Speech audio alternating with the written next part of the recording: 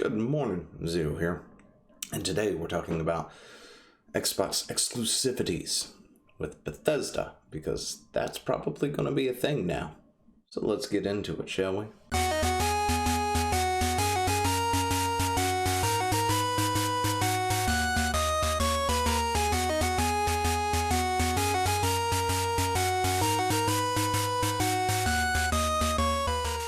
And if you haven't subscribed to the channel, go ahead and do so now. At the end, like it if you like it, dislike it if you dislike it.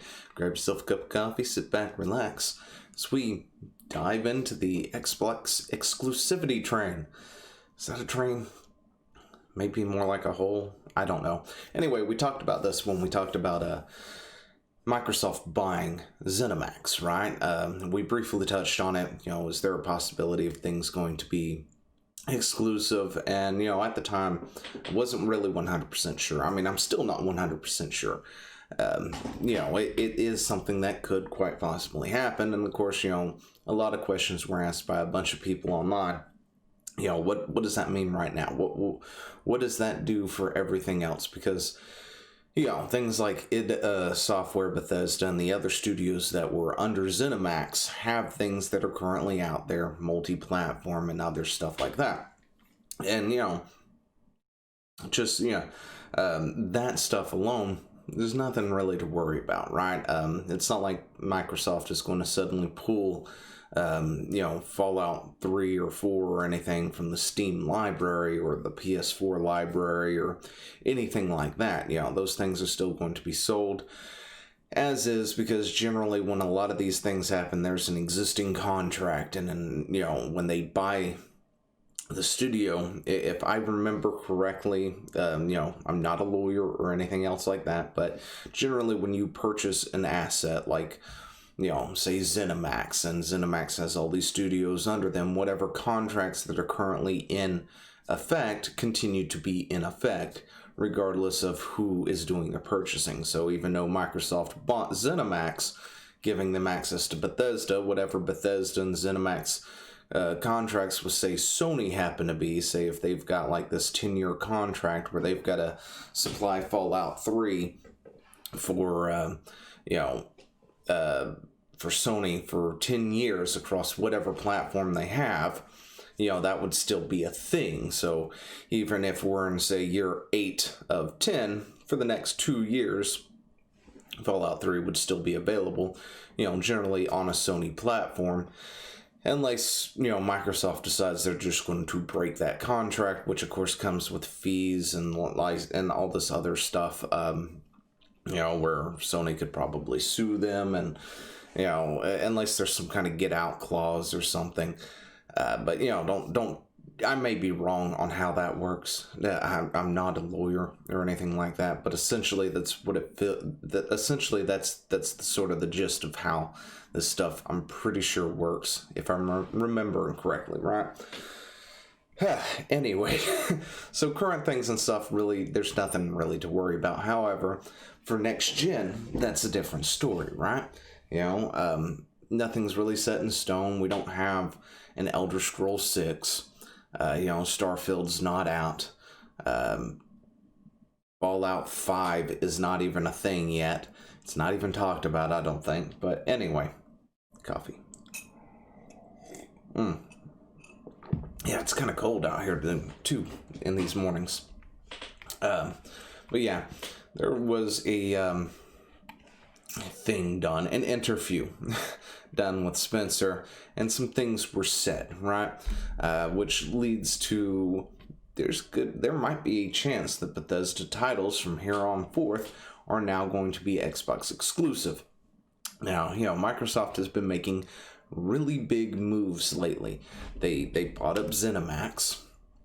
They've done some partnership with GameStop. I'm not exactly sure how profitable that one's going to be, because GameStop wasn't doing so well, but the second that they did enter a partnership, their stocks shot up like 20-some%. I can't remember the exact number. It might have been 23, 22.5, something like that %, which is, GameStop doing a heck of a lot better than it has been doing over the past couple of years. Which is also giving GameStop some much needed upgrades, right? They're getting some upgrades here and there with how they handle customers and other stuff, how they collect your data, because, they want your data. And that's probably going to be the most beneficial thing for Microsoft, is the data collection that they get off customers. Anyway, but yeah, they've been making really big moves these past few months to the past year or so, right before the new consoles launch. They've got their payment plan that has no interest for a certain amount of time. However, I don't know exactly what that time is. It wasn't listed on the site when we talked about that or anything. I'm sure it's listed on the paperwork if I go into a GameStop, I guess, and go fill one out. But they've been making big moves to make sure that everybody gets an Xbox, right? And this is just one of those other big moves that they've done, and they can. And we all know how I feel about exclusives, right? I hate exclusives.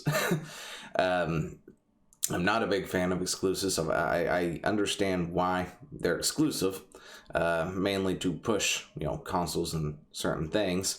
I think I'm more upset about PC exclusives, but at the same time, when I got to thinking about it, there's a lot of things that are on PC that are exclusive that don't appear on Steam. So, like the gosh, I got the hiccups now. More coffee. I'm over here fighting hiccups. Anyway, what was I? Oh yeah, and you've got the Epic Games Store and all this other stuff.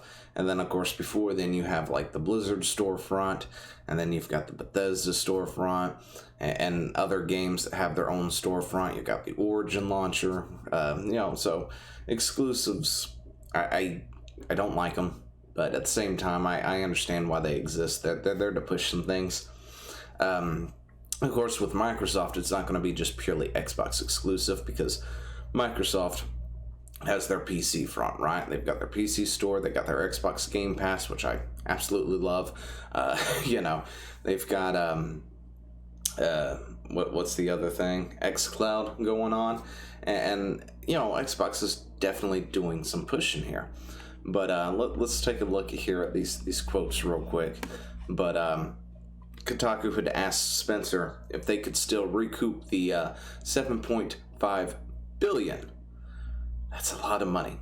Investment with a huge game like Elder Scrolls 6 that are not sold on the PlayStation, which will no doubt move 100 plus million units this coming generation. And Spencer simply replied with yes. They are fine with that. Which, if you didn't catch it, they just pretty much asked, hey, look, if you make Elder Scrolls 6 an exclusive to the Xbox, are you still going to be able to recoup the money that you sunk into this deal? And they're like, yep, absolutely. Definitely. No problem right there. And I don't see them actually having such a problem. I mean, with all the other things that they've put into place right now, Microsoft is making bank on the Xbox sector. But he continues to elaborate. This deal was not done to take games away from another player base like that. Nowhere in the documentation that we put together was, how do we keep other players from playing these games? We want more people to be able to play games, not fewer people to be able to play games. But I also said in the model, I'm just answering directly the question that you had. When I think about whether people are going to be playing and the number of devices that we had, and we have xCloud and PC and Game Pass and our console base, I don't have to go ship these games on any other platform other than the platforms that we support in order to kind of make a deal work for us, whatever that means. So, in other words, yes, they can absolutely go exclusive if they want to. Yes, they'll have no problem making back whatever money they invested into ZeniMax doing so. However, However, they don't want to do that. Essentially, Spencer's saying, he doesn't want to do that. He doesn't want to take games away from the player base, but if they wanted to, they absolutely could, with no problem, make this, a timed exclusive, well, maybe a timed exclusive, an exclusive for the Xbox, which would definitely help to push, units and stuff. But they don't want to, right? But of course, then again, when it comes down to the end of it, it's purely going to be whoever makes those decisions will make those decisions. And if they look at that and think we can be further into the black, or green or whatever it is when you plus. Anyway, I was going to say red, but that's when you go into the negative, right? Anyway, you can get further into profits.